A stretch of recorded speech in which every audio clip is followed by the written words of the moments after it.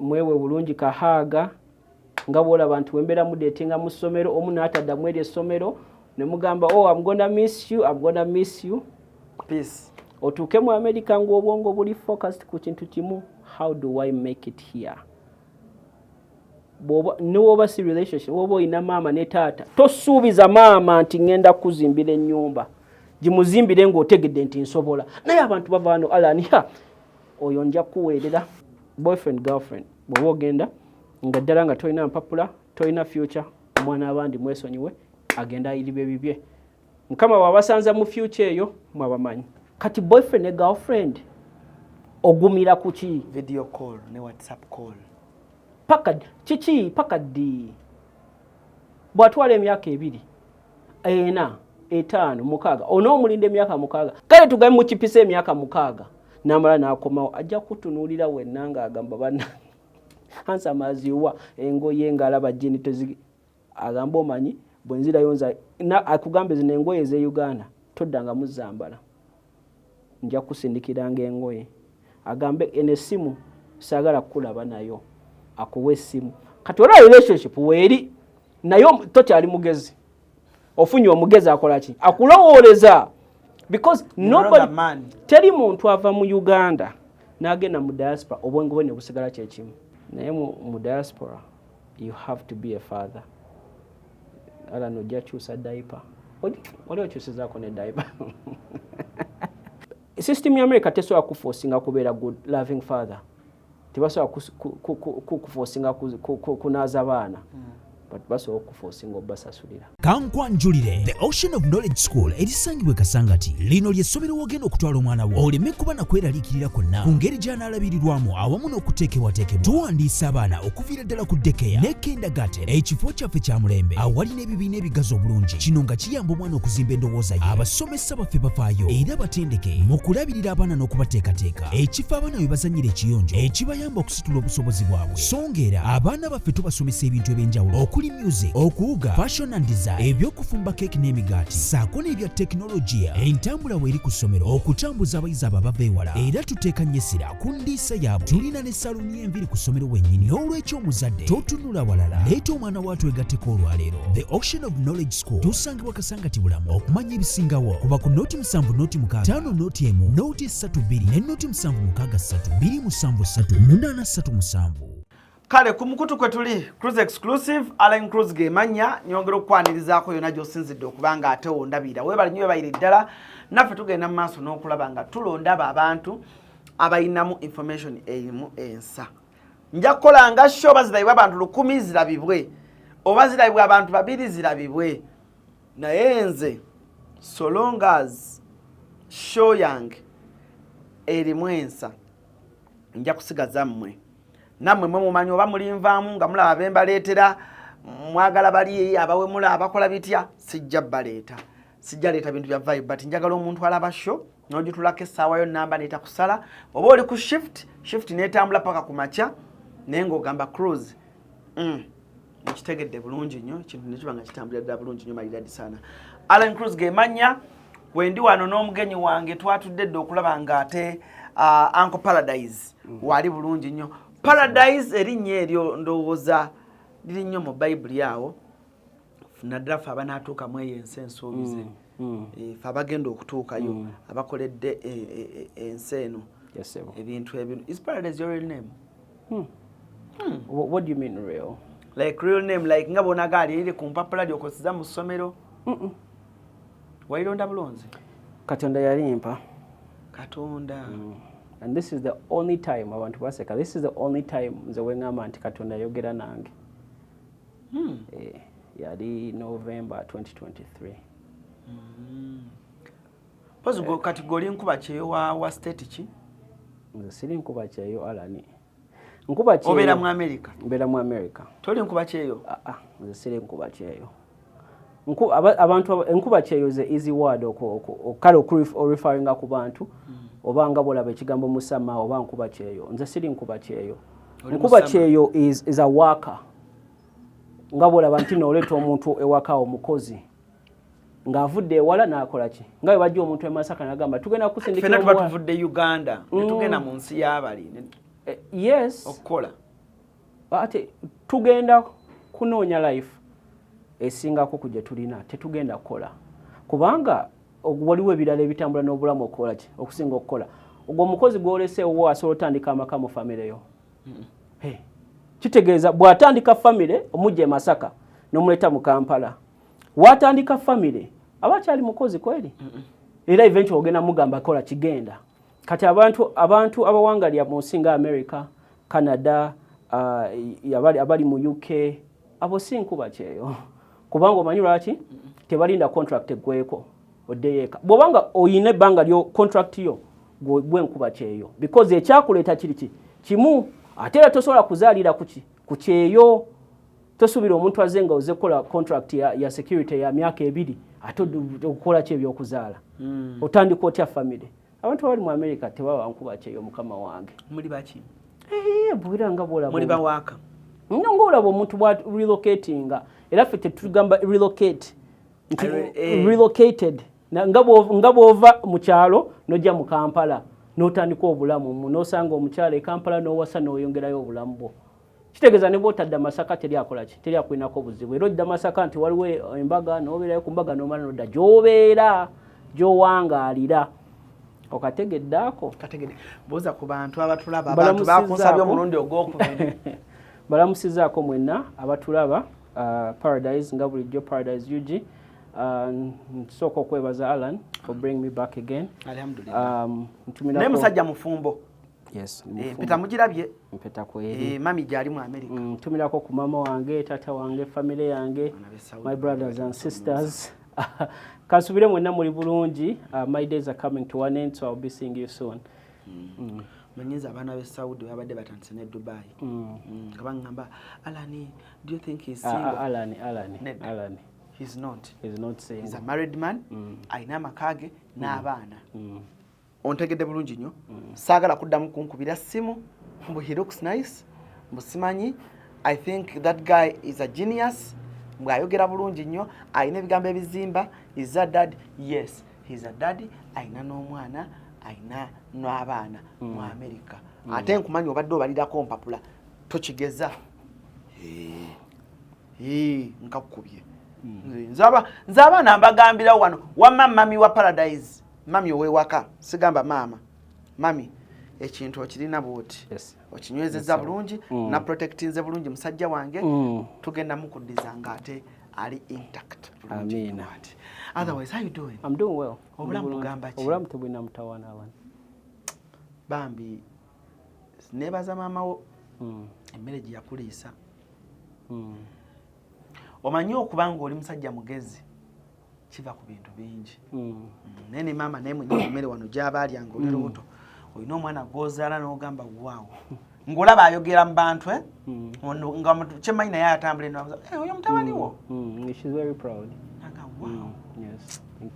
maama munnange Allah omwebaza oyisaako emikono mu maaso woti n'ogamba alhamdulillah kino kiba nga ate kitambulira ddala bulungi nnyo waliwo omukyala eyaŋŋambye naŋŋamba nkubuuze ku nsonga zino wammanga yatwala omwana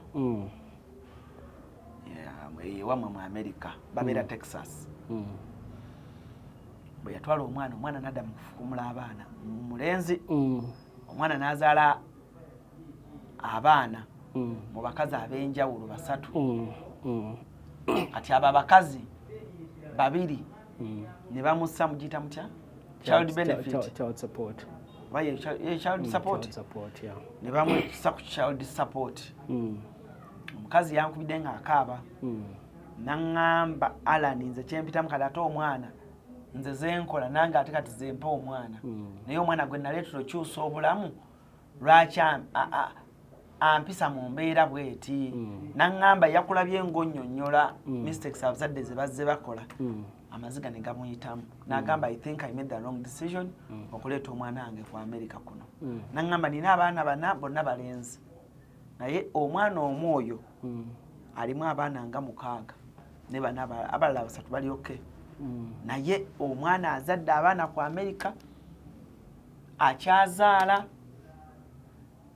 bamuteeka ku child support sente takyaziraba n'okudda e Uganda tasobola kugula tiketi nasembayo nga ngamba Alan bwe omanyi abaana Abannayuganda abali e Kampala abalenzi bwe baba bazzenga ku America kuno nga balina family zaabwe bakolere basupporting family zaabwe bave ku bawala b'oku America ne ngamba okyogera otya ekyo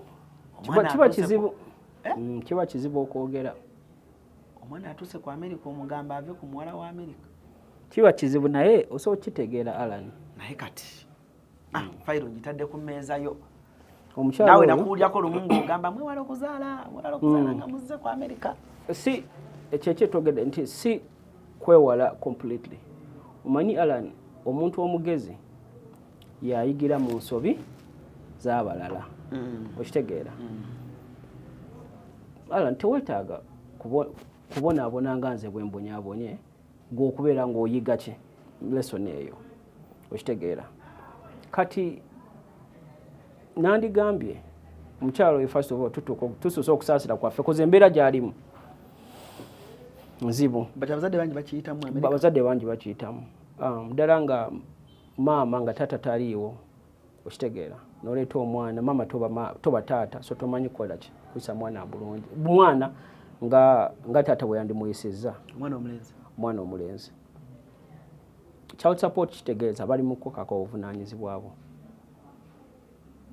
kitegeeza Alan bakusasudde 2,500 birina okuvaako nga tonnabiraba nako tebijja na muceeke eyo bakugamba wakola zino 5 twabitwala okusinzira amount kati bw'ogenda n'osoma sente zo nezeeyongera ne percentage bakujjako ekola ki kati gwe Alan n'osanga n'obalamu ndi wano nkola ka McDonald's kange nkola 10,000 lwange bw'ate nzireyo nsome ku 10 bajja kolesa 4 n'osigaza 6 kati ate mbunzireyo nsome nkole 15,000 babeere nga bajjako 2,000 kitegeera paka omwana baweza 18 from 0 to 18 so for 18 years and that's why some people are not motivated okola ki okweyongeza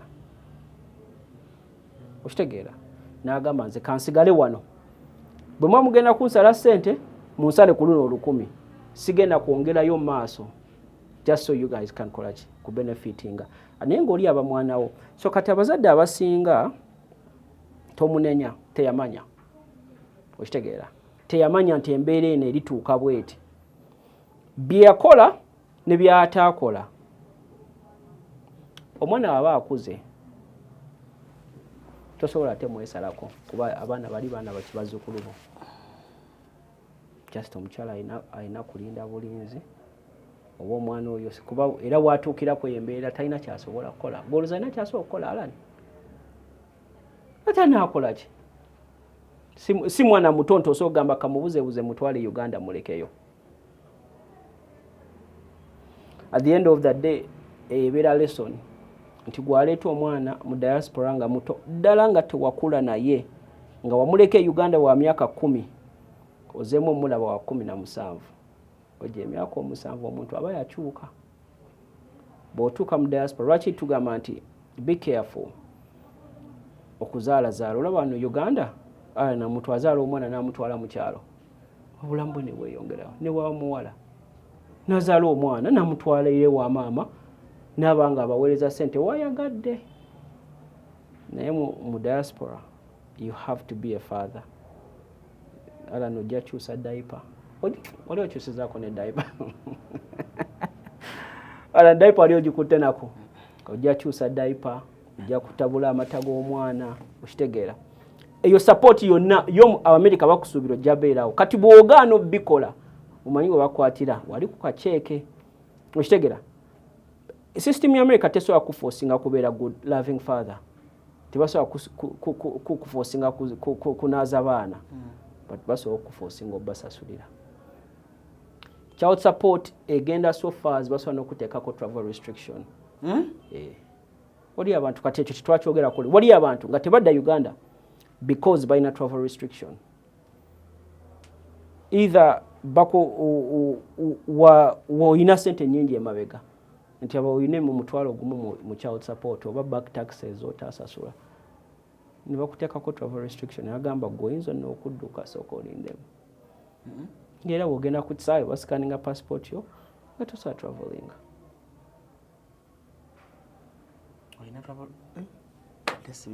Kati kyekyo so omuntu oba onoozaala in the diaspora at least tukola bino ebintu wammanga making sure omuntu mutuufu. If you're someone that believes in marriage ne weeba ya kooti genda okola obufumbo.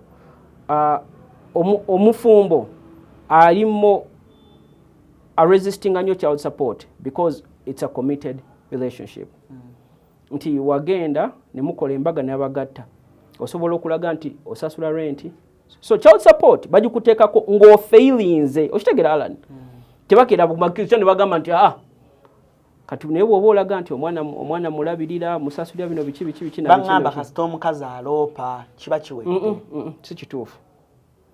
Osobola oloopa badde omusajja asobola okulaga nti nze omwana wange kola ki mulabirira.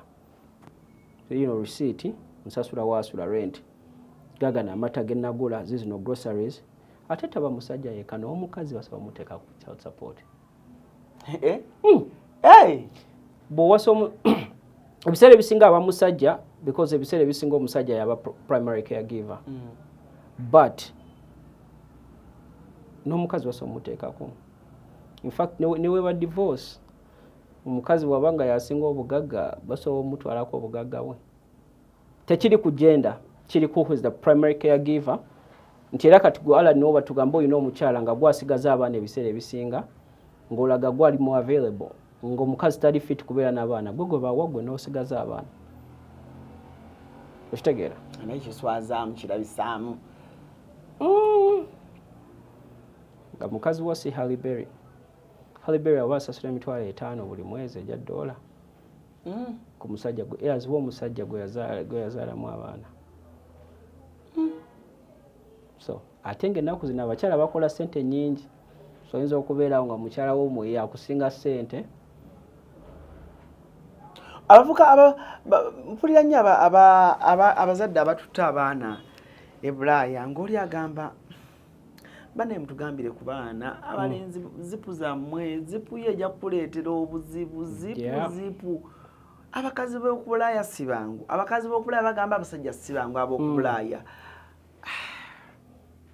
Kati gwe olina relationship ento. Yes, mwe muli kati mwe muli bato. Fa abato wa relationship yento anyways oyinza okiyita. Naye nze zannema okulaba ku Bulaaya. Buli omu emyaka giba giyingiddemuko. Ate abakyala abakulu bambi basinga omaada bangi ku Bulaaya. I think, yeah? No, you're right. Bangi nnyo. Okay, yes, ne wano bangi. Ne basinga omaada bangi. Anti kuba omukyala byetaaza omusajja bitono. Batono wano because wano omukyala asobola okudependinga ku mukazi. Ku musajja. Kumanya ku musajja. Mu Bulaaya you don't need to. Kuba omusajja provision nti protection. Kubanga buli omu akola ki atambuza bulamu bwe. Wano e Uganda twagala ffenna ntambulira wamu buli omu n'akola omukolo bwe guti tebakyabiriko. Someone was asking me, actually yabadde muwala yansindikamu message sometime back nanga nemwana Alan twateesa wano ne tukola ebisuubizo ne boyfriend wange ng'agenda mu America. Why are you laughing? Genda maaso ngenda kulaka message Sebo omulenzi nangamba baby kantuuke eri nkole processingirewo empapula nkuleete tutandike amaka. Nagamba kale nagamba ne Alan guy ya processing empapula azifuna ne Alan boy tanona n'emyaka gyange gigenze.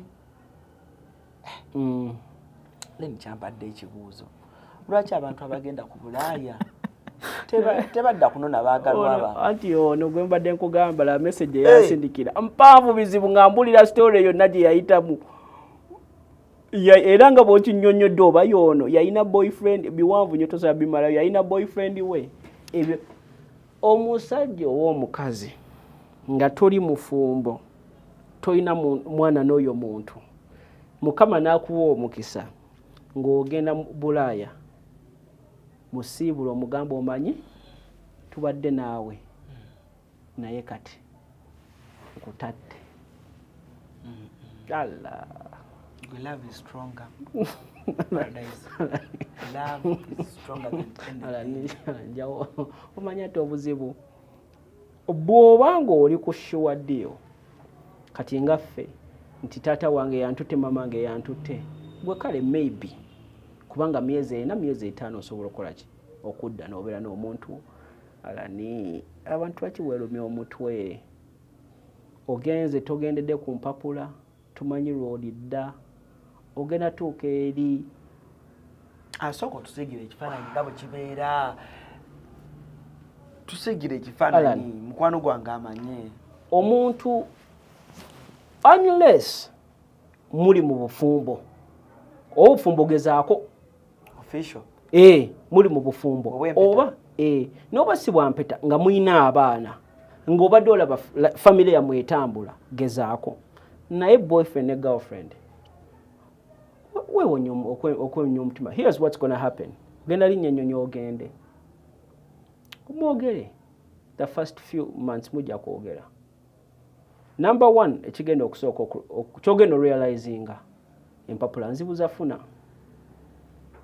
nti n'obalabalamu oba if you're lucky it may take 2 to 3 years. If you're lucky 2 to 3 years lucky empapula okufuna akatabwe asina katabo nti green card nti osobola akatabo minimum 5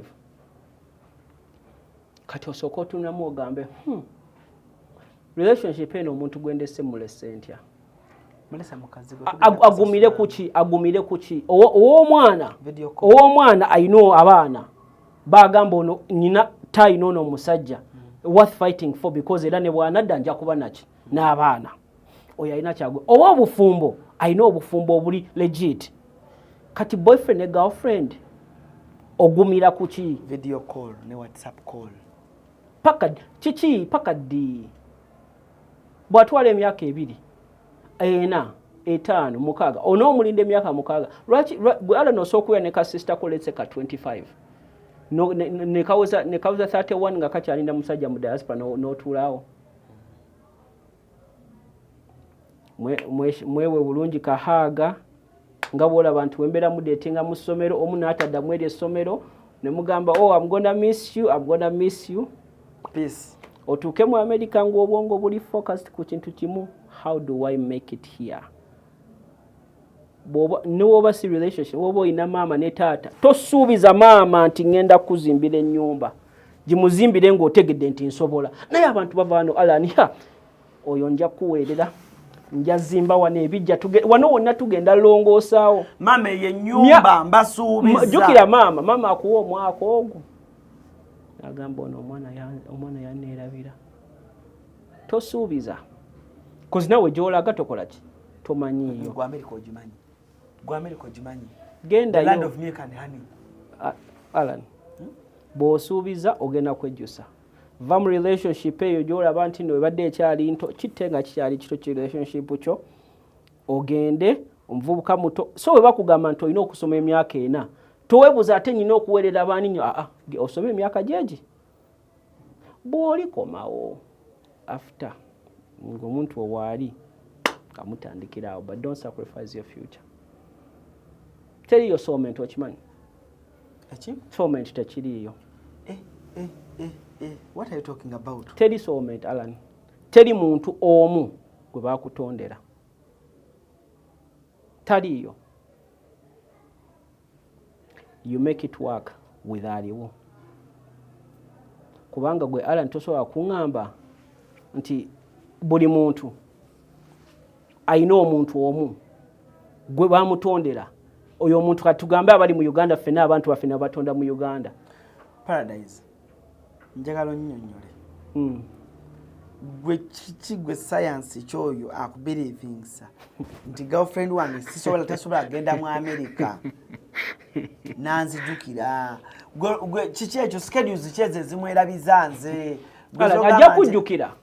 ajja kujjukira amanye nti nno Alan gyali naye bw'anaatuuka eri ajja ssanga ba Alan 2.0 mubadde waneeno muli mu kazego ate ajja ssanga version ya Alan ng'alina emmotoka alina ennyumba ali settled bulungi ate nga nege gye wamwagala naye asobola omwagala n'ate n'asingako ate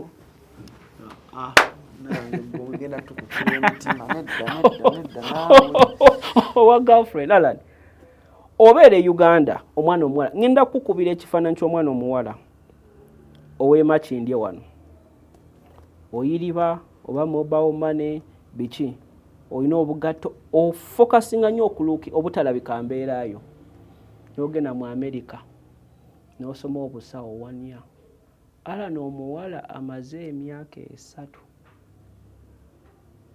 mu diaspora baku musajja abawala yeteekamu wiigi ya $1,000 eki wiigi zino ezaabwe ze basiba 1,000 n'akola enjala ze bulungi n'akola ka permanent eyelash wallahi Alan talina kyasobola kwagaza wano Uganda as handsome nga bwendi Alan kozi ng'ogamba bano abakyala abakuzeemu okitegeera bano 45 nga ne option naye ezize ki 5 nga option ntono omwana ow'emyaka 26 toyina kyogenda muko yamba naye gwe omuta oyambye ye because there are more potential people abagenda omwagala ebyaddala nga bajja mu future gwe bw'aba akulese e Uganda kkiriza akulese e Uganda nawe iriba n'abe Uganda oli agenze bano abawala bamanyi okwekola ebintu kati wootuuka nawe omutwe ne bwakwagala ne bwakulemera ko Alan bwatuuka no mu Uganda tosobola feelinga comfortable naye obwongo bwe bubeera so open abeera yagenda okulowooleza okitegeera amagezi ge gagenda beera mangi yajja okutagambe kana akasaati toddamu kambala okitegeera yagenda okugulira kati ndowooza olaba relationship nno ng'ewangadde kale tugambe mu kipisa emyaka 6 n'amala n'akomawo ajja kutunuulira wenna ng'agamba banna hansamaziwa engoye ng'alaba jjini agamba omanyi bwe nzirayo akugambe zino engoye ez'e Uganda toddanga muzambala nja kusindikiranga engoye agambe enesimu saagala kukulaba nayo akuwa essimu kati olaba relationship weeri nayo tokyali mugezi ofunye omugezi akola ki akulowooleza because nobody teri muntu ava mu Uganda n'agenda mu diaspora obwongo bwe ne busigala kyekimu e Uganda we share the burden of thinking kitegeeza kati Alan wano Uganda buli omu alowooleza ku munne America obwongo obujjagaziwa olaba oyo omwana omusange nga muto let's say wa 26 naye nga alina plan za future oyingire mu relationship eyo gwe kenyine ino okutama so mu bufunze boyfriend girlfriend bwe ogenda nga ddala nga toyina mpapula toyina future omwana abandi mwesonyiwe agenda ayiribe bibye mukama wabasanza mu future eyo mwabamanyi teri future ng'omwana ali kubulaya nga ndi wano naranteli kozi ngoso tambula video call pakadi fetwogera ku video call bana boogera ku video call Alan how many years video call ekola ng'oli agenze ku 1 year contract 2 year contract ng'okimanyi 2 years kiwadde olakola ki akomawo mu US temuli ezo contract osolinda emyaka 5 emyaka 8 emyaka 10 lwaki omwana owa 26 abeera mu relationship 8 years ng'omuntu gwayagala taliiwo lwaki egyo gyonna emyaka egy'okuzaala waba ayagala okuzaala agyonoone because alinze Alan no muntu musiibule bulungi omugambo ewoza Alan ebeera step ya life nga bwe wadetingako mkiwa omwana gwe wasooka okwagala n'ofuna crush si gwa wasa era waliwo oyo n'omuleka nali wannange oyogedde nenzijukira long distance relationship gye nalimu mu 2013 oyo omwana America yali anzitidde ku ssimu wamuwasa ate bambi yava wano nga tweyagala bitya bambi n'atuuka eyo amagezi ne gakomawo bamuzaalamu bambi nga simanyi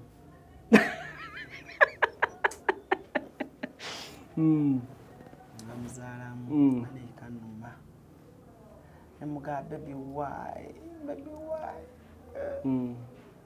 nangamba you won't understand this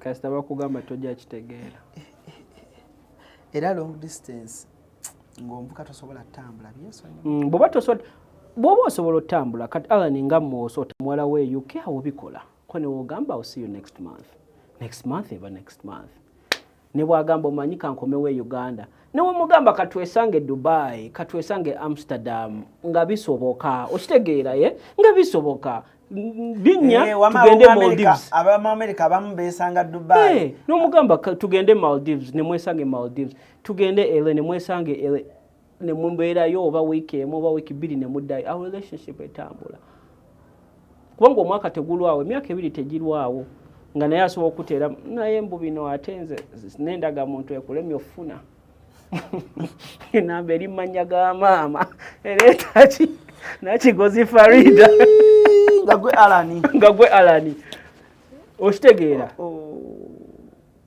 ebyo bibeera bigenda kulumya omutima naye kambuze lwaki ate relationships ezo zanguyira abantu ng'oli ali eri ng'ayagala omwana ng'ali Uganda nga basajja nsanga nnyo naddala abazadde nga bagamba bawala baabwe naddala bawala baabwe ne batabani baabwe mwesonyiwa abawala abali e Uganda mwesonyiwa abavubuka b'e Uganda mwesonyiwa kyokka ate abaana banoonya abavubuka b'e Uganda n'abawala b'e Uganda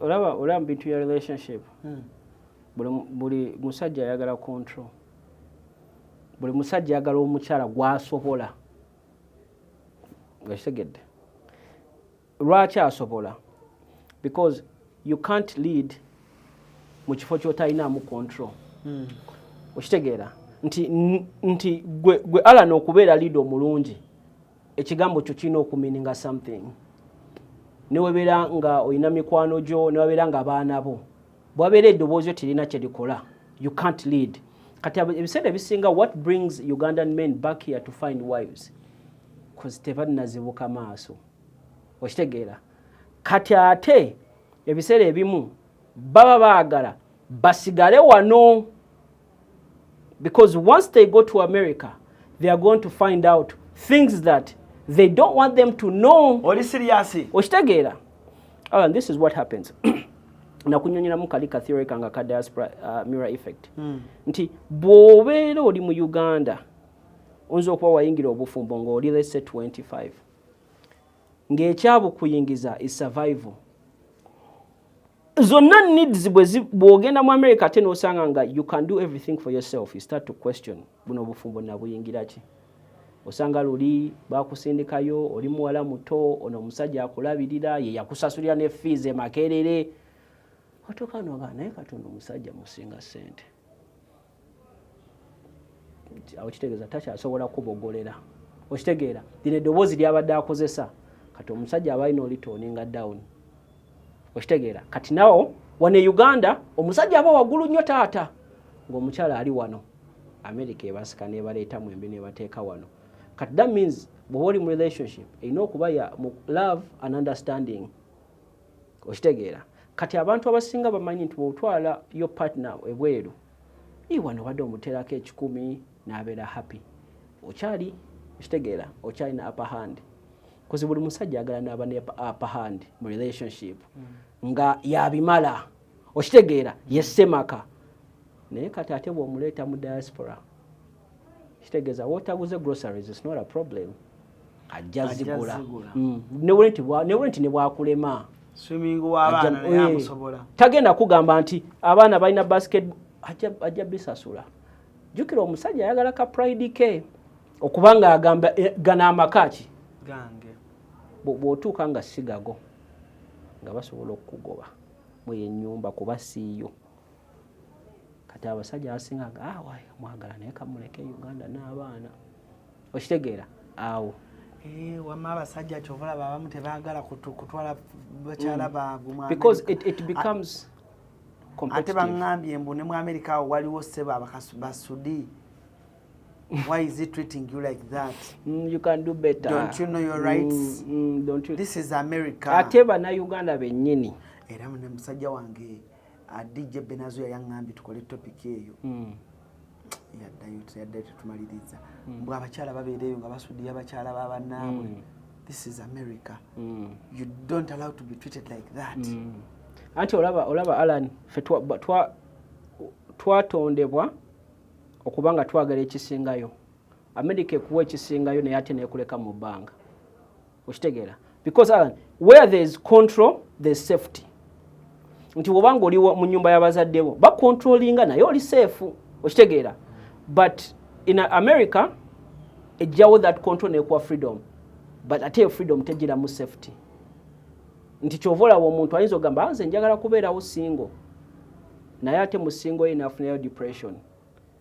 Because tewayagala musajja akuteekako mbeera akubuuza naye lwaki ofuluma ekiro saawa zino oba lwaki okola kino ekintu bwe kiti wayagala obulamu obwaki nga nze nkola kyenjagala but notamanya nti in this control and environment ekuwa safety ekuwa omuntu akulowoolezaako n'agamba naye owaaye obudde nga bugenze why don't you come back home so control nejja ne safety freedom America gyekuwa ebiseera ebisinga ekuleka mu bbanga nti America ekugamba teweetaaga musajja olina ssente zo n'obeera nga kati oli mukyala tolina America neekugamba you're free you can sleep with whoever you want n'ofuna kati n'obuildinga emotional connections n'abantu bangi America neekugamba oyagala ssente just work all your hours oyagala kati ola nti n'omuntu atuuka nga tali balanced talina muntu amwagala amufaako naye ng'alina ssente.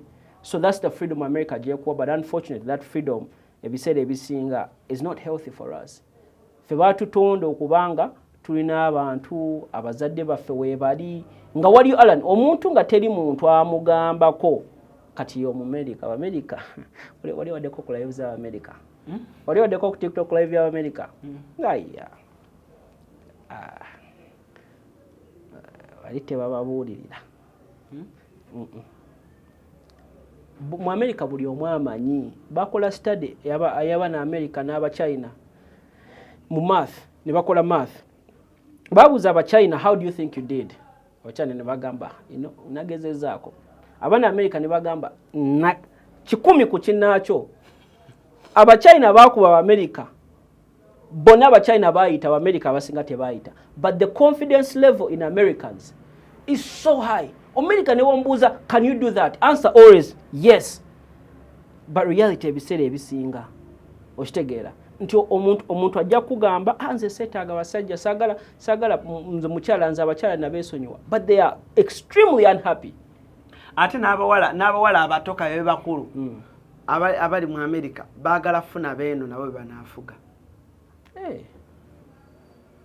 Ngugambe mu relationship buli omu aba ayagala olosaba ki muli mu competition buli omu aba ayagala beera bw'ogamba nti no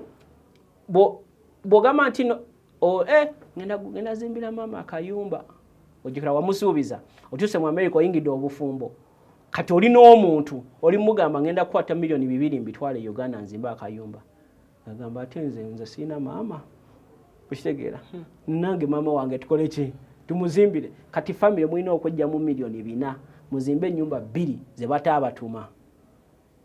You understand?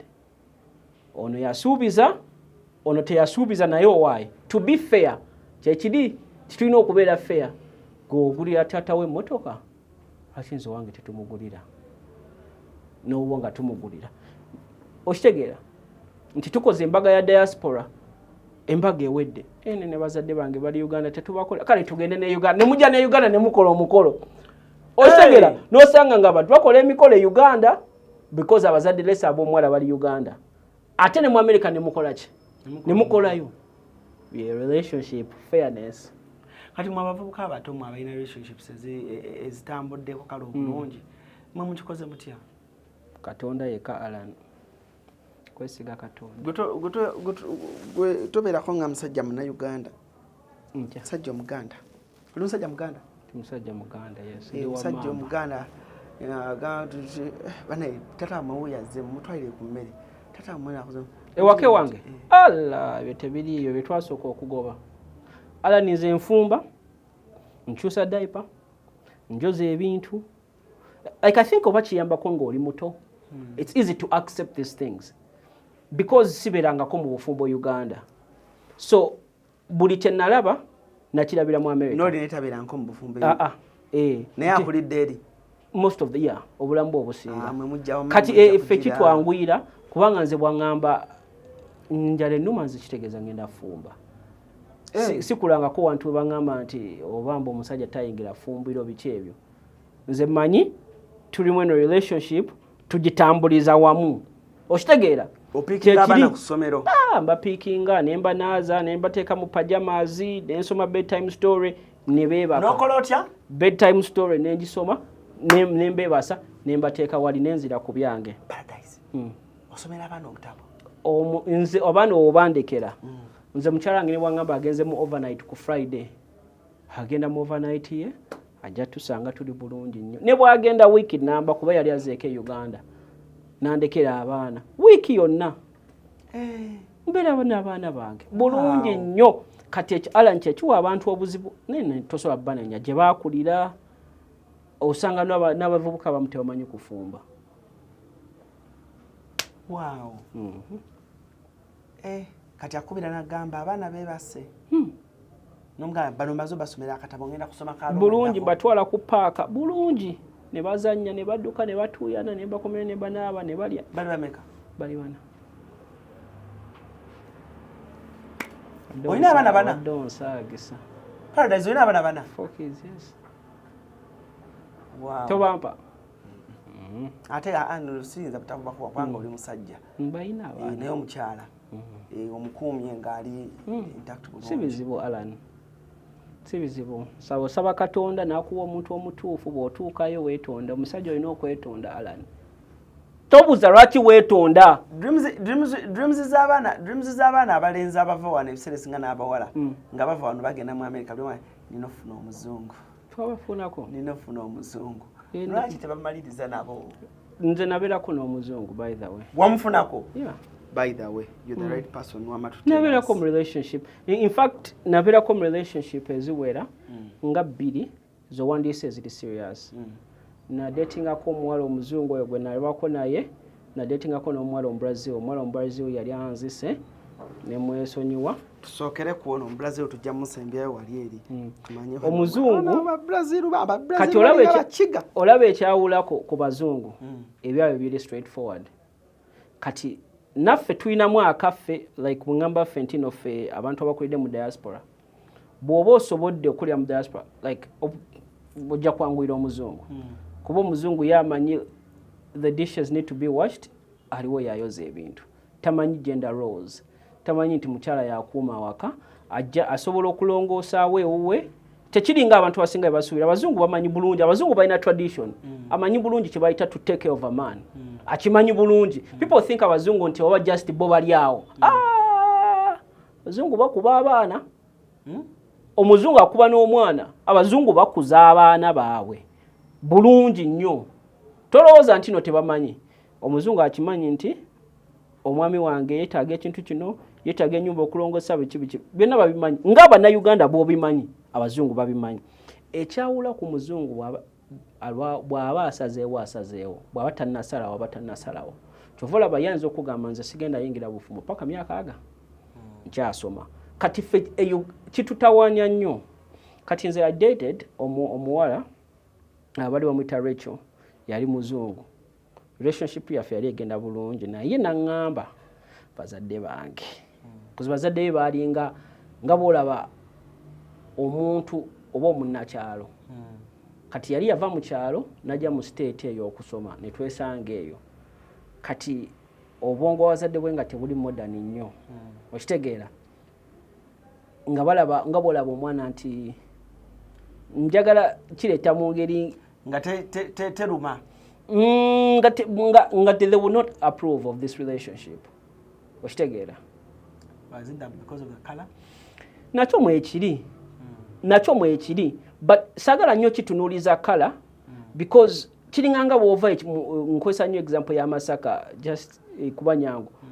n'osindika akawalako okuva Masaka kajja e Kampala ne kasanga munna Kampala ng'abadde mu kibuga nnyo omuzadde ayinza okitegeera muto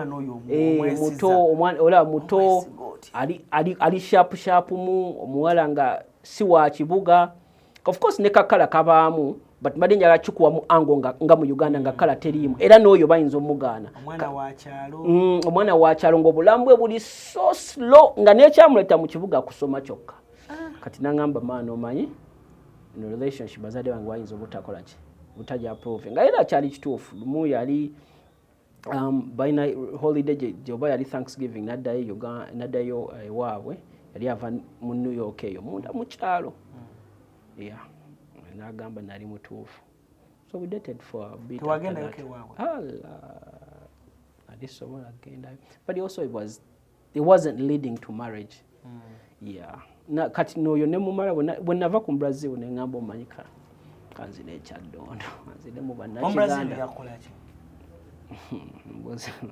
Brazil yali anzitidde mu motoka. Brazil mchalange neno story tacho. This is a lifetime experience. Brazil era ndozo ogambye alinga mukiga. Brazil banga abali short tempered and obsessive. Wali wadde obsessive. Tasharinga. Nebo ba musajja. Ne watusanga wano nga tuogedde nnyo mbumubadde mu mbozi for an hour. Okola kimu? Why are you? Bichibyo bigambe nze. Eyo awa giwenze. Oshegera tebeza Alan Singa nti ndine mukyala wange wali wabweru natandika okonkona kati nagamba yagala tuulaawo kati they have that obsession. Mu beginning it might look cute kizo okulabikanga anfafaako but no nebo ogenda kudduuka ngali omukazi yatunda akugamba mpa sente nze kanzimuwe oshegera kubanga agamba ogenda mukoonako nga muwa sente nga wenkugamba nti nkwate n'essimu nowange ogikwata nenkukoonako tayagala kati eyo obsession. Nenga yali muwala muto. Yeah, I think at that time I was 22. Mwena mwali bato. Yeah, so. Kati wamukola ki Katonda akutte? Nadduka namulimba nti nzija Kampala nga siri Kampala ne tugenda ka house party asangayo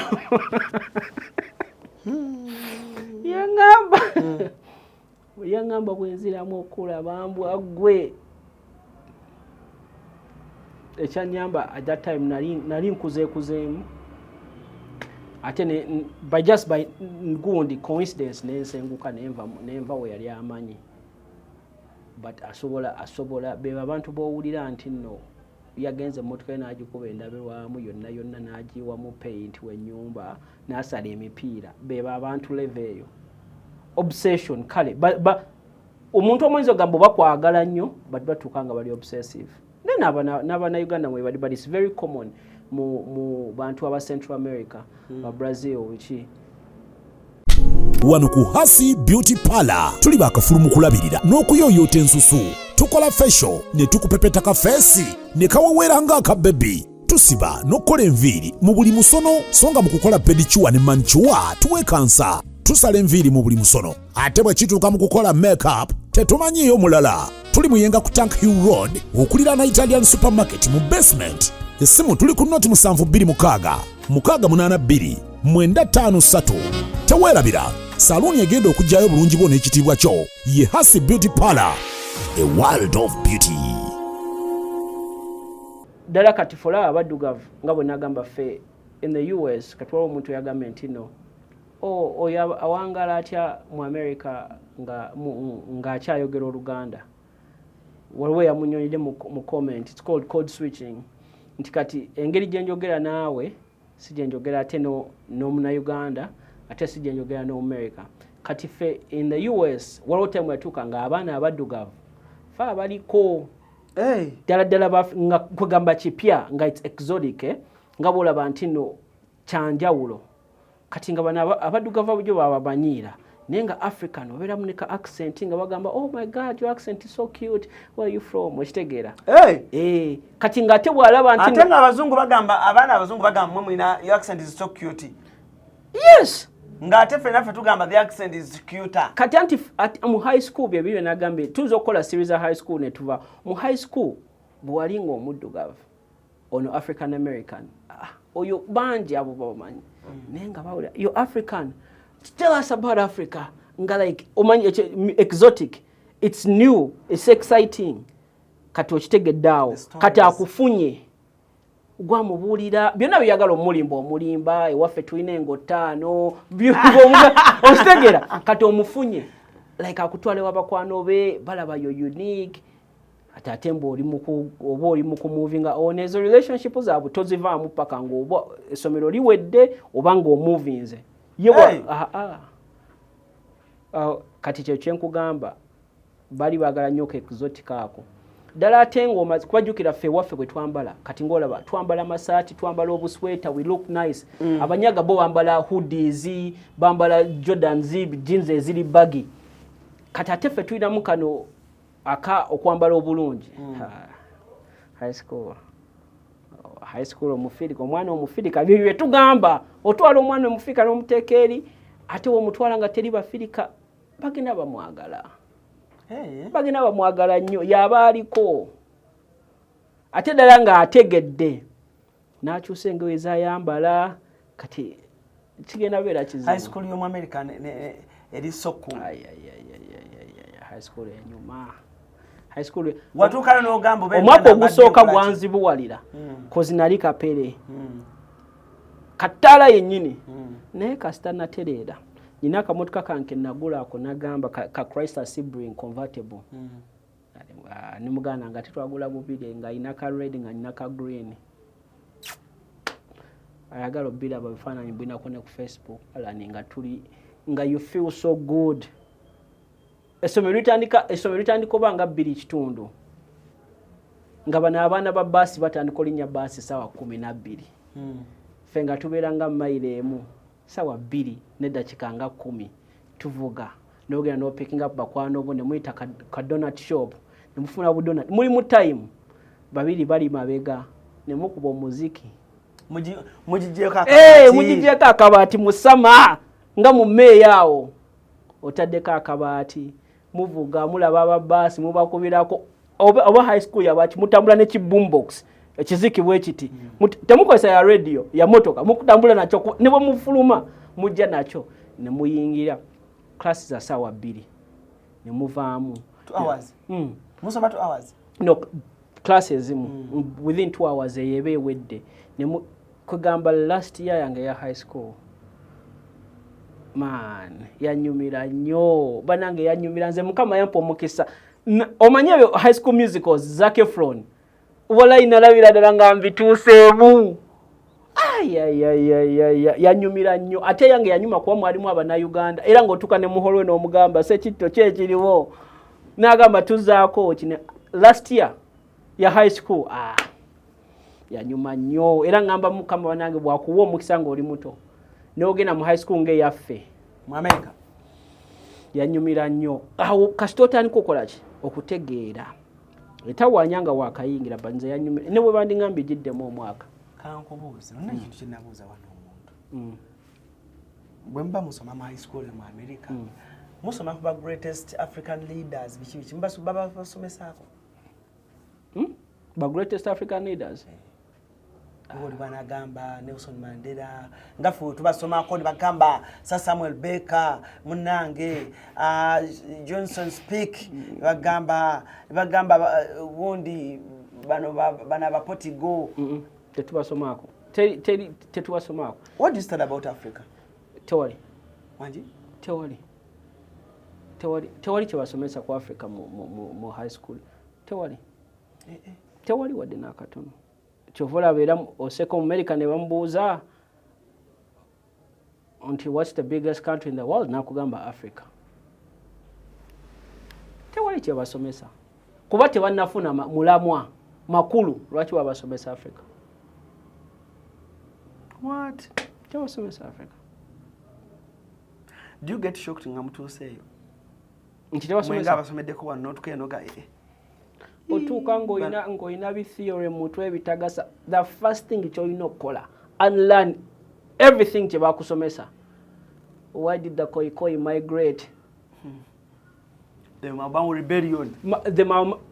Otuna muno ogamba Katonda ono ena data bamunteeka mu mutwe tagasa ng'osobola okuba egundi B n'okuba B n'okuba light bulb. Ebyo byonna byosooka okujja mu mutwe. Mpaka subjects mwe zemusomako mu high school.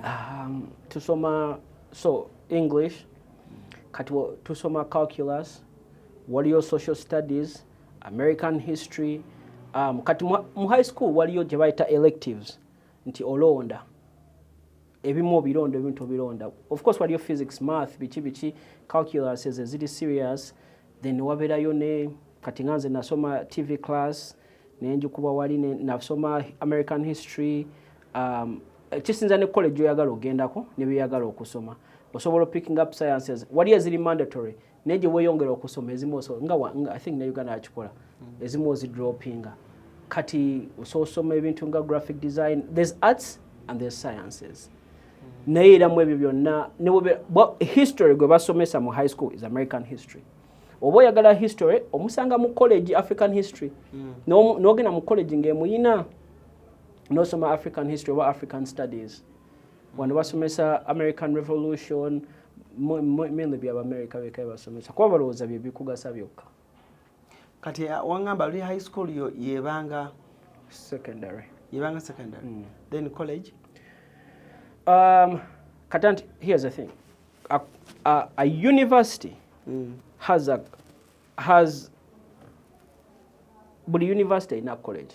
College kalinga akawakati. So government high school waliyo college waliyo university.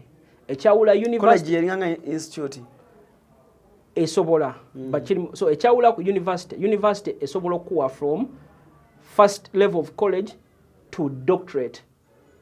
Kati nga bolaba Harvard byonna ebirina. College ebiseera ebisinga ekoma ku 4-year degree. Nti njagala kufuuka musawo wa myaka ena awo okoma. And then you go to a university. Boyingira university ina mu college ina mu nebya. So ina kyebayita undergrad ne masters oba doctorate. Grad degree yeah. So kyawulamu. Kati tusoma biki wano? No, Uganda tusoma. By the way, Uganda tusoma bingi ebirungi but tubisoma nnyo nga ate tetubitegeera. Okitegeera.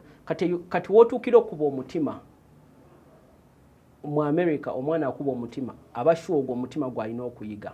Okitegeera. Aba on the path egenda omutwala where omutima gugasa. Ne wano bayigiriza omuntu omutima ng'agenda vuga boda. Ate nga mu kifo ky'omutima wanditaddewo engine eya boda. Okitegeera. Naye wali wootuukira okuyiga omutima mu America is because you're on an education journey where omutima is necessary to know. You understand? Kati omuntu watuukira kati nga neno watuukira bakola technical drawing. Eri omwana mu America watuukira mu technical drawing nga somewhere mu career gyazimba. This is important information. Nefe tulina information nyingi mu mutwe. Mugenzi azitanga ngalabi. Mulimu ebintu bingi nga it's not nonsense, it's not useless information, but it's not applicable information. Tewaliwo kikwetaagisa kumanya kuba njuki n'oginemi nga buli kapati. It's good, it's useless.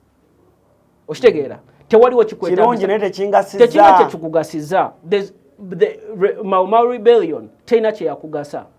Mweyo time singa bakusomesa Kampala we yatuuka weeri. Maybe kyandi tukuyambye to be a better politician. Singa batusomesa how cities develop. Ne batusomesa infrastructure, ne batusomesa emyala bwe gitambula, bwe gimuvinga sewage, amazzi bwe gatambula, amasanyaze gatambula gatya, n'amazzi agatukula. Ebyo byandi tuyambye nnyo. Okusinga that's why ebintu emu it's not useless but it's not important. Tebina kye bitugasiza.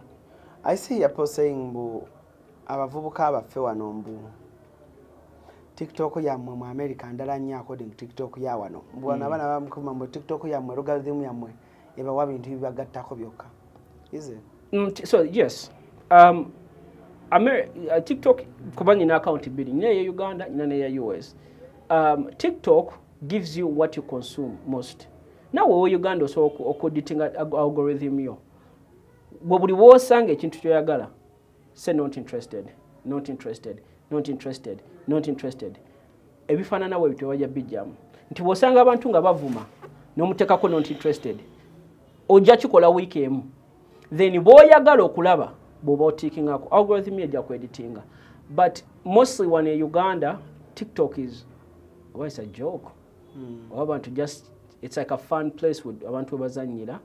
But serious people bakozesa TikTok atinga ezaffe TikTok zaffe ziri monetized, eyange particularly. Eri monetized, yeah. Baku TikTok ekusindikayo kasente si kanki, but ekuteerako ko kasente from doing this content. Era kyewunyisa nnyo osanga omwana alina TikTok ya 1 million mu Uganda n'okaba amaziga baffe n'ogamba bannange singo ina 1 million mu America omwana akola ku 20k nga is a full time job ku 20k ku TikTok full time job kitegeeza talina ku YouTube obachi ali ku TikTok yaka ku 20k kati mu America wa 1 million aba sisa mutuukako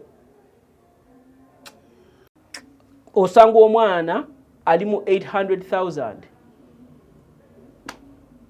nenga nali you can ndaba TikTok yange ngerimu obulango like you scroll a video you scroll a video nengamba newe nakomawo wano nebibaako beera ne bandeetera rama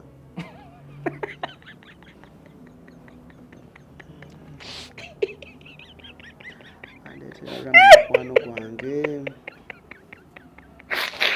oyagala kutuvumya bandeta rama Luilaiti Saidi Chiki Donasia Gospel Guru Justini Kabata ngozeyo mu reset factory settings ngamba ya kitegeeza nakubeera eri kufuna ku internet eno but I don't know if I can do my job full time ng'ali wa internet ebulaayi eyo tujja kubeera ya kizibu naye oyinza oba gwasoose oyinza okikola n'oba nga alani ye blog yava mu Uganda n'agenda mu diaspora oba blogging bwe ne weeyongerako you'll be the first kwa buli agenda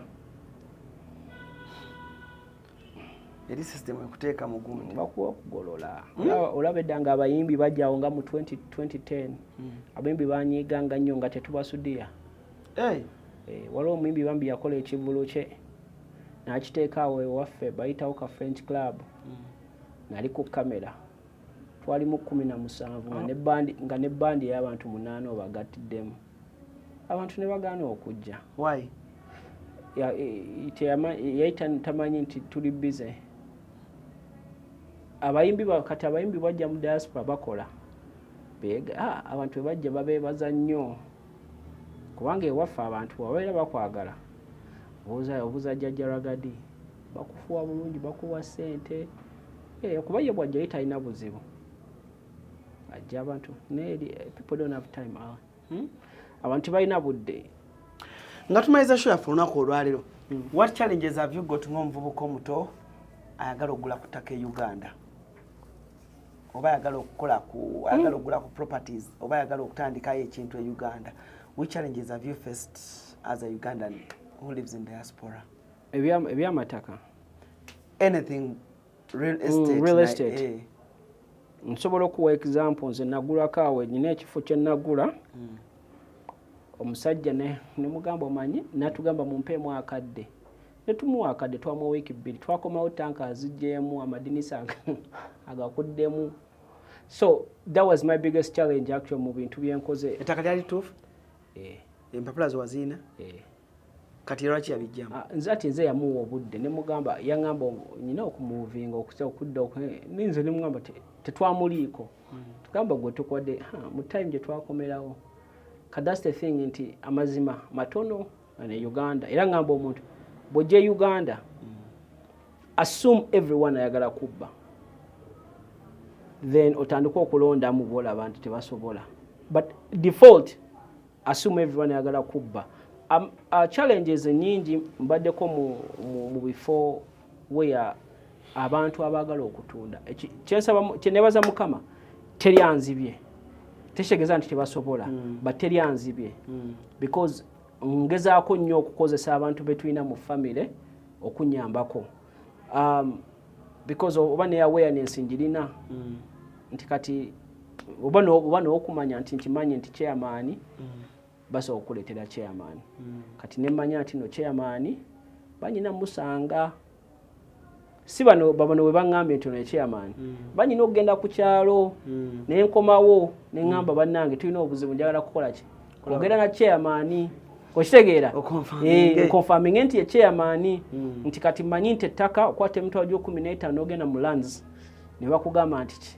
ettaka lino tuufu kati nti mmanyi okumanya nti bakola ebyapa okitegeera noba nti no tomanyi how to find out knowledge eyo okola ki ogimanyi nti buli abali mu ttaka be basinga obubbi kati nze mukama nnyambye sifunyeeyo buzibu but nafuna nnyo obuzibu waliwo yawo ekifo kyenkugambeko kye nalingula omusajja yali tayagala kutunda banka ng'emubanja kyokka n'atutabako ekitundu yaliko banka ye ne mukyala we nga zino sente balina okufunako twamuwa ekitundu gamulemye osasulako banka oba ne mukyala amweko zonna n'azirya kati olunaku lwe yalina okumalayo final payment nga tayinaako ng'ezigado za mukyala na za banka ng'ayagala kwekyusa naye lwakuba I have good see connections. I have good people. I have good people on ground that kind of handle those issues. And that's what I would advise omuntu wa diaspora. Toyina budde. Bera bajja kumanya nti ogenda ku nnyonyi mu wiiki 2 nze nagendako okusindikira omuntu sente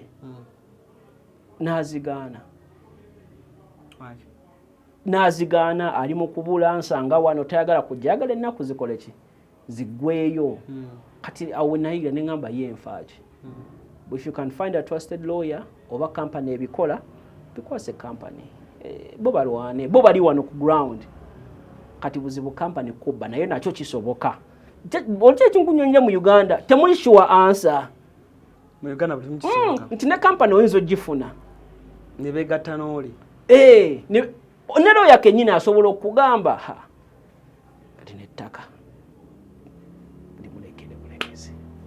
jasasula no million 10 wano bili tugende mu kooti bakuze mu mitigation olaba sente zofiirwa akataka kamulekere okitegeera kati nti Kampala is not easy Alan era bwobera toli this is not a place when tewali normal Kampala is not normal Kampala is not normal Kampala is abnormal when tewali kintu kiri sure omwana yagamba yali mugezi nga ye amanyi mugezi wa Kampala ne bamubira mu Kampala yali atambula bibye omusajja wa boda omanyi bano ngo bakuyimiriza omusajja wa boda n'amubba yamubbirawo n'agamba mbu piki esise lwaki togenda wali n'okola ki n'alaba ekisawo nga kinene ngabola casually n'agamba omanyi oba yali amugambye egenda obuzeko bali obakola ki wabuzeeko directions wetudda omwana boda n'amubba nga pichita nasikako ng'owedduka mukazannyo mwali like Kampala is not normal Alan Kampala bakubba wonna abagezi bangi kwegamba you can't guarantee Kampala osaba kimu Katonda nyamba buyambi kola funa lawyer naye ogamba kamuteekeo kuba lawyer mwetaaga tomusibako togamba nti lawyer abyabikwasaganya byonna ne lawyer oyina omubeerako ne surveyor oyino mubeerako plumber oyino mubeerako owamasanyalaze oyino mubeerako kuba owamasanyalaze ajja kugamba zino sente oteeka mu wiring agende gamulemo ogenda okula material alete nze Alan nabonaabona n'ennyumba aliwo ennyumba gye nayina omanyi kati buno buplaga twagala bu universal buno obutegedde n'ebima byaffe biva mu US bikola nkwata gundi ne munnyonnyola ne mugamba omanyi gende wakyalimawo ku Ntebe Road ondetera akantu we kati nenkamulaga ala nakomawo nga yateeka mbu ayagala buli kamu nga akaliddeko siringi 13,000 mu nyumba yonna okitegeera just 13,000 naye ku buli kamu katebereza ennyumba yonna neŋŋamba Katonda wange kati ebintu by'amayumba ebyo sisaana kugamba oba omuntu oba wandigambye omuntu gwe weesiga Uganda iye okugamba omuntu gwe weesiga Uganda oba kitegeeza ki ekyo simanyi batono kati ofuna ngenda kulaga engineer ogenda seka bandeeterako engineer lumu ne baŋŋamba yono engineer gwe tuleese yasinga agenda bimala ala ngenda kulaga engineer bwe yankubira plan gwe baali baleese kati gombuulire wono nakateka ne ku TikTok oyo nga mbuulya bwagenda okuzimba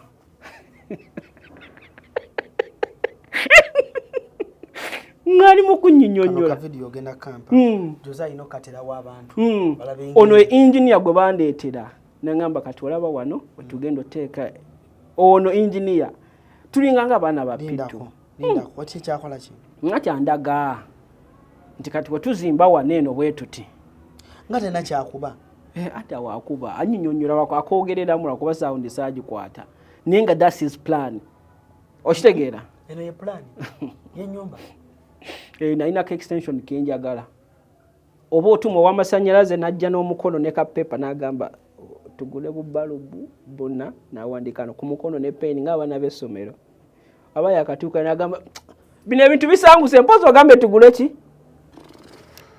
unserious kati ovola abantu abasinga babikwasa zi company n'agamba omanyi kuba company bwegigamba show me the plan tebejja kuwa plan ekugamba nti wano tutuuse wano so in Kampala it's hard life is hard Alan nothing is guaranteed here man would you want to come back and settle here I could but it's hard man Kampala okoowa nnyo olina okulowooleza abaana bendese mu motoka bakola ki okitegeera like ogamba omuntu jangu mu dakiika 5 tugende nabanga alimbalimba okay ntuuse wano omanyi oba okola kati gwe tambula osange ku kkubo n'ogenda ku kkubo taliiwo like abantu balimba n'omugambo omanyi nti obadde osobola okuŋŋamba bugambe amazima nti olina okukkiriza nti Kampala is different n'oguma n'ogamba bano batambuza obulamu but no I probably wouldn't move here nze no naye I would like to live here nti like nesijja nti noba mwezi gumu nenzija emyezi ng'ebiri nze kasita mba nyina return ticket ngeri open wewe otuuka Kampala n'ogamba njagala kgenda leero ng'etuyitiriddeko okitegeera so but no I don't think I would ever move here until Nombera one full time.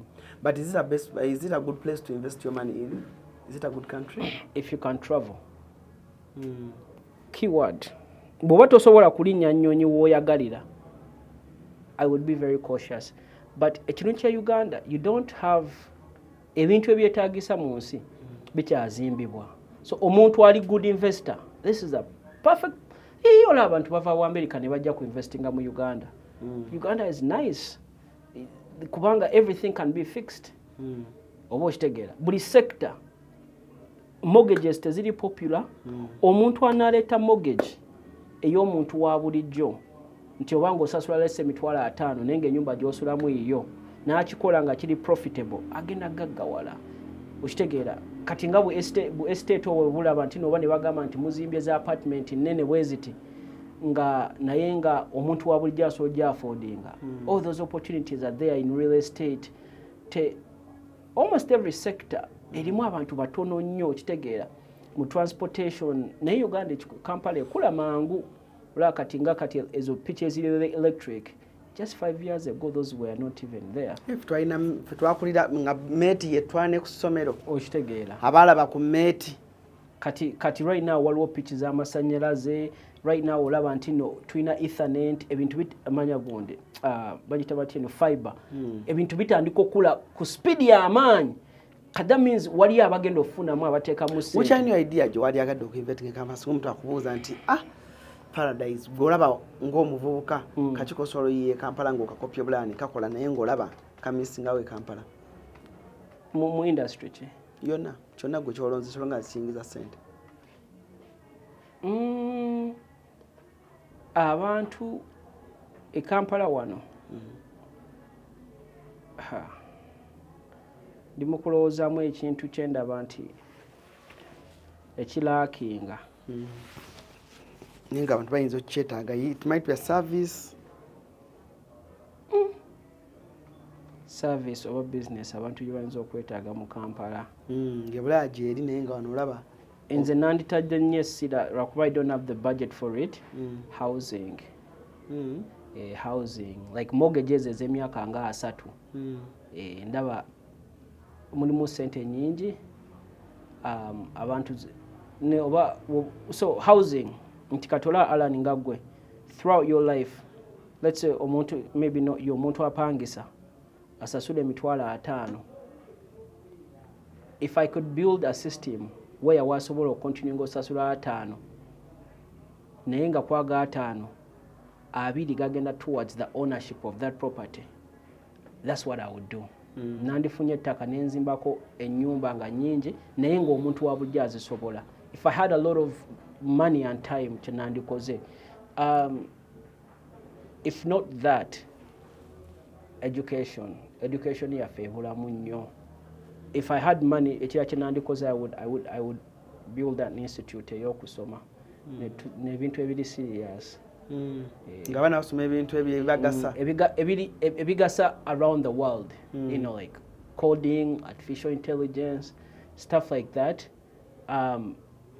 Those are the things bye twetaaga mu Uganda. Tuli nnyo mu nzikiza mu ngeri y'ebyokumanya. Tuli nnyo mu nzikiza. Ekyo kye kisinga okunnuma nti osanga abaana balina potential ne Uganda naye tebamanyi, they don't know. Kati obuuza abantu even ChatGPT omuntu nakugamba muno ebyo mbiwulirako naye nga tamanyi how nti mu bulamu bwalimu wano Alan lwakubanga people when I say these things abantu balowooza ntino oba ntino nyingira nnyo politics negwe Alan igwe nange tuli ba mukisa mbuuza lwaki tugenda kulaba Uganda empya ate tugenda giwangaaliramu ate okusinzira we tuli today eyinza okutunyiga okusinga nako. Oshtegera nti with development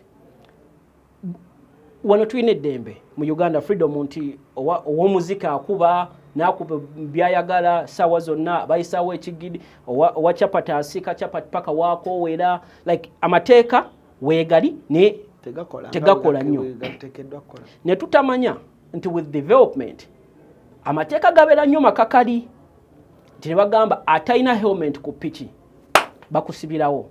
So now the roads are safer naye amateeka ganyigiriza nnyo. Okitegeera tebisobola kubeerawo byombi. Ensi tesobola kula nga ne freedom nyingi nenzimba wano hotel yange nenetaba investor ne baspendingawo milioni 10 ate ne mbakubira music. It can't be both.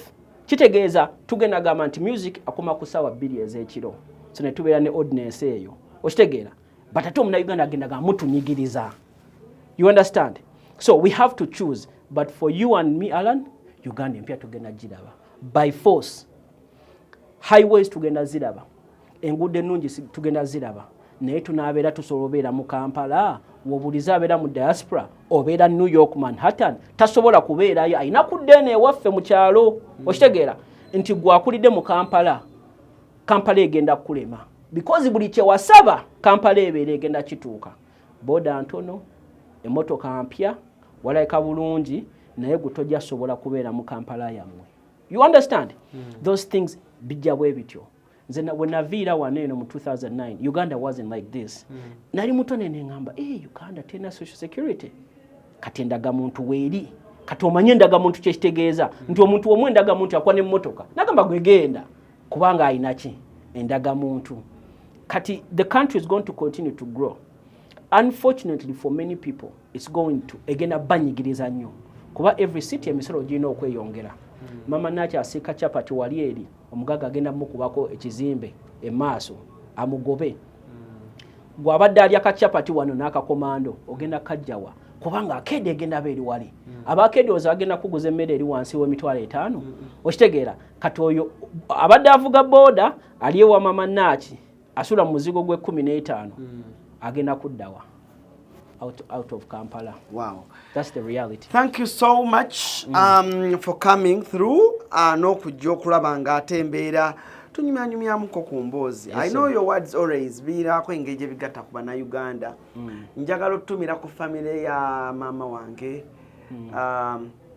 Bridget Namitala. Congratulations. Nalabye oba mutabani we yatikiddwa mu magye. Mutabani we muto oba yakoze course kinaye nabalabye musanyuka. Naye ng'omwana aleka alina kye yatuuseeko mu magye g'omu America awo. Banaye congratulations, mwongere okuyogayoga abazadde bwe butyo, mwongere okuteeka abaana bammwe mu bintu ebyo. Usanga naffe Abannayuganda tulitukako ekiseera nga Abannayuganda bangi bali positions nnene. Naye nammwe abazadde abasacrificing ebintu ebinene okulaba nga abaana bammwe mubatuusa ku level bwe zityo. Abazadde nga abalina abaana nga Bamukasa abasambira mu Man City nengola Abannayuganda kitegeeza mwagenda dda era mwefiiriza bingi oba oli awo abaana bamwe batuuse we mwagala. Naffe tuli eno tukyatoba mpola mpola kulaba nga abaana baffe naffe tubasitula tubatwale ate oba olanga mu greener pastures tulabe ekintu bwe tuyinza okuba nga ate naffe tukitu. Ne buli muzadde ayina omwana ku Bulaaya ng'omwana we akusanyusa olaba ekkubo lyakutte ettuufu muna ate okukwata ku mugaati gwennyini bambi. Mwebale nnyo mwebayire ddala. Waliwo omukwano gwange oli mu America olina mukyalo bamuyita Grace nammwe mulina omwana asamba omupiira e Bungereza bambi mwebale nnyo mwebayire ddala. Tetwasobola kukwatagana kulaba ku maaki ya mutabani naye mwebale nnyo mwebayire ddala bannaye. Saagala kusukkako wano olunaku olwaleero Paradise okujja ng'olina ebigambo by'osembyayo oba b'otumirako tusibule abantu. Njagala okutumirako mukyala wange, maama wange, tata wange, famire yange yonna abe Boston mwena mbalamusiza kwansubire muri bulungi.